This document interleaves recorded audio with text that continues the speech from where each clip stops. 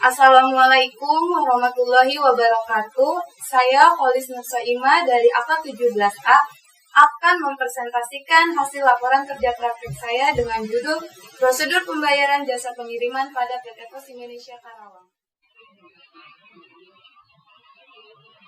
Ada 4 poin yang dibahas. Pertama, pendahuluan yang terdiri dari latar belakang, tujuan, dan waktu pelaksanaan. Yang kedua, gambaran umum perusahaan.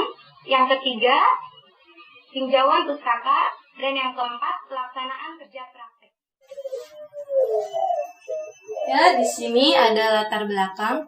PT Pos Indonesia merupakan badan usaha milik negara yang bergerak di bidang jasa pengiriman. PT Pos juga dikenal dengan biaya atau ongkos kirim yang relatif terjangkau. Penelitian ini bertujuan untuk mengetahui prosedur pembayaran jasa pengiriman paket atau surat yang dilakukan oleh pelayanan loket. Dalam pengiriman paket, terdapat beberapa jenis paket yang digunakan seperti paket biasa, paket ekspres, PKH atau SKH, paket jumbo ekonomi, serta Q9. Adapun tujuan dari kerja praktik yaitu yang pertama, agar mahasiswa atau mahasiswi dapat melakukan dan membandingkan penerapan teori yang diterima di jenjang akademik dengan praktik yang dilakukan di lapangan. Yang kedua, meningkatkan hubungan kerjasama yang baik antara perguruan tinggi dan perusahaan. Yang ketiga, mendapatkan data-data yang dapat diangkat menjadi masalah untuk disusun dalam laporan tugas akhir. Selanjutnya ada sejarah kantor pos. Kantor pos pertama kali didirikan di Batavia pada tanggal 26 Agustus 1746 dengan tujuan untuk lebih menjamin keamanan surat-surat bagi mereka yang berdagang.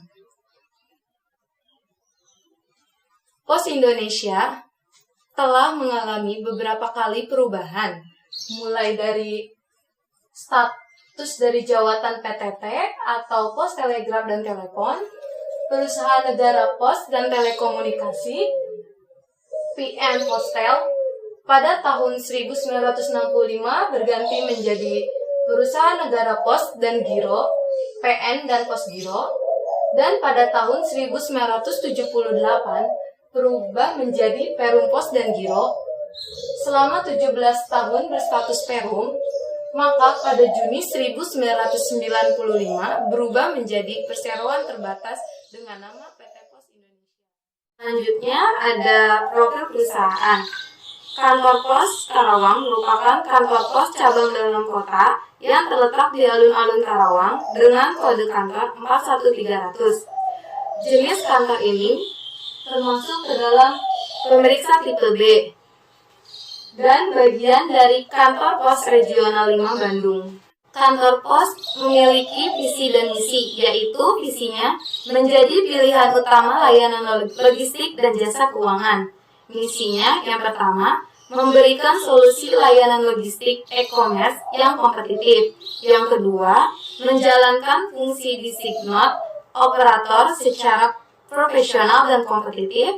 Yang ketiga, memberikan solusi jasa layanan keuangan terintegritas yang kompetitif dalam rangka mendukung financial inclusion berbasis digital. Yang keempat, memberikan solusi layanan dokumentasi dan autentikasi digital yang kompetitif. Di sini ada struktur organisasi. Yang di atas ada kepala kantor pos, lalu di bawahnya ada wakil kepala kantor pos, dan ada bagian audit mutu dan keselamatan kerja dan lingkungan, ada bagian penjualan, ada bagian kepala kantor pos cabang, lalu di bawahnya lagi ada bagian PUP, bagian pelayanan, bagian operasi, bagian dukungan umum, bagian akuntansi, dan bagian keuangan dan BPM. Selanjutnya ada tinjauan pustaka. Yang pertama ada pengertian dari perusahaan jasa. Perusahaan jasa adalah jenis perusahaan yang tidak menjual barang tetapi menjual jasa kepada pelanggan.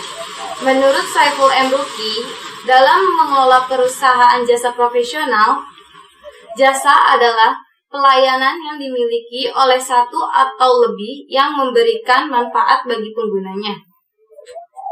Lalu ada pengertian dari pelayanan.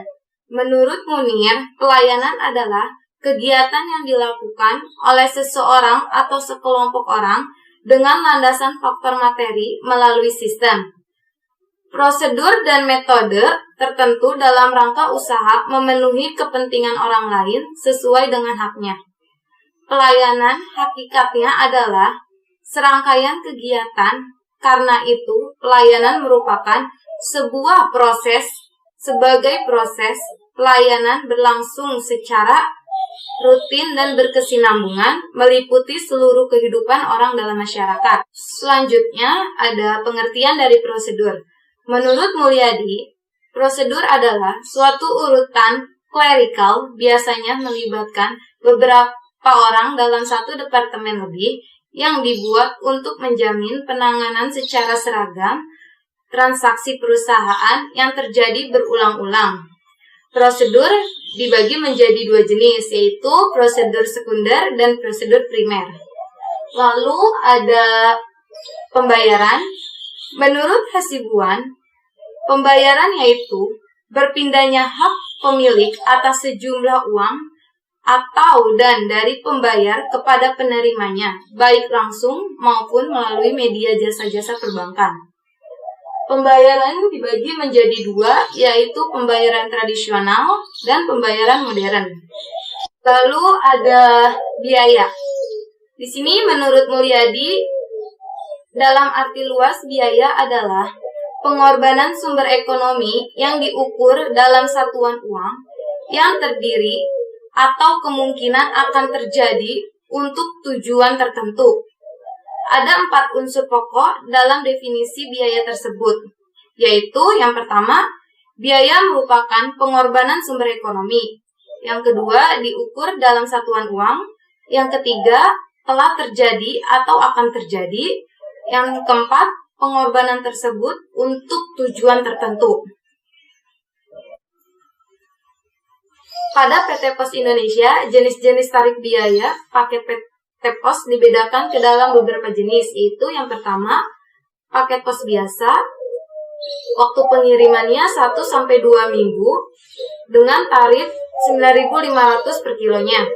Yang kedua, ada paket pos ekspres, waktu pengirimannya 1 hari dengan tarif 10.000 per kilo.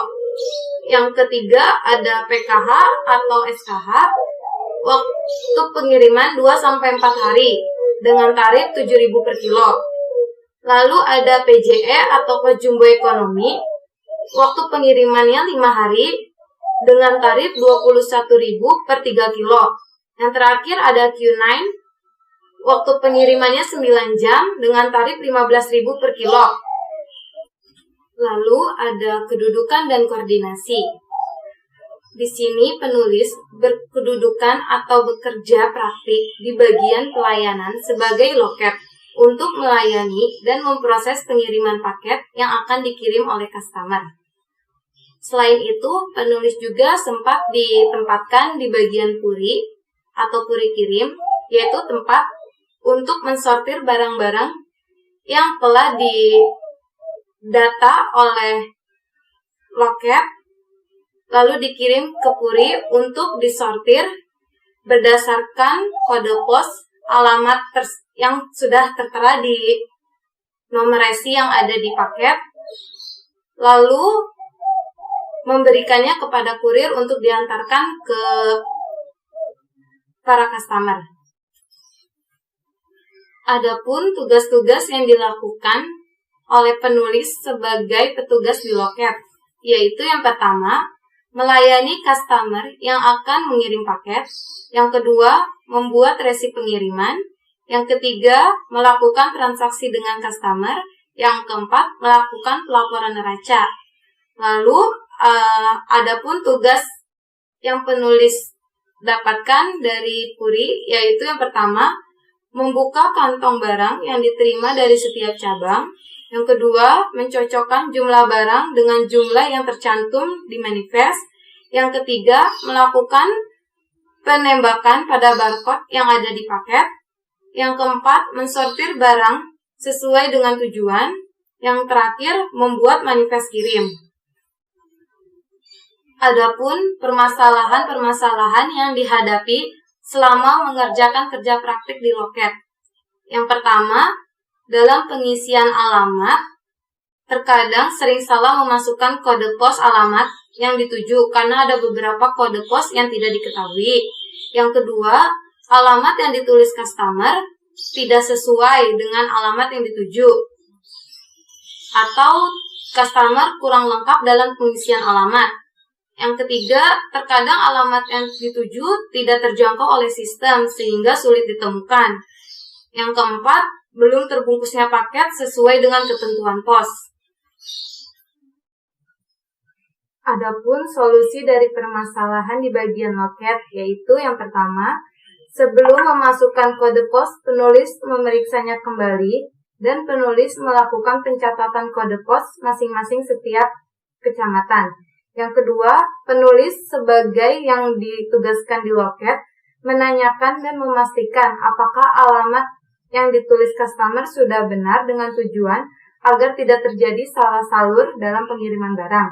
Yang ketiga, jika alamat yang dituju tidak dapat ditemukan, penulis biasanya menuliskan alamat lain yang dapat dijangkau tetapi masih dekat dengan alamat yang dituju, seperti mengisi alamat kecamatannya. Yang keempat, pihak loket memberitahu kepada customer untuk membungkus paket sesuai dengan ketentuan pos dan disediakan juga jasa pembungkusan paket. Nah, di sini ada flowchart pembayaran. Pertama, dari customer dimulai dari start, lalu customer datang ke loket, memberikan barang yang akan dikirim, barang diserahkan ke loket, pihak loket menerima barang dari customer, lalu pihak loket menginput data sesuai dengan data yang diberikan customer. Lalu setelah itu loket melakukan timbangan pada barang untuk menentukan jenis paket. Setelah itu loket membuatkan resi dengan mengisi data barang. Setelah itu loket melakukan pencetakan nomor resi yang dibuat dengan 2 rangkap. Resi pertama diberikan kepada customer, resi kedua ditempel di barang yang akan dikirim. Terus setelah customer menerima resi, customer memberikan uang kepada loket, loket menerima uang dari customer. Terus barang yang sudah diterima oleh loket,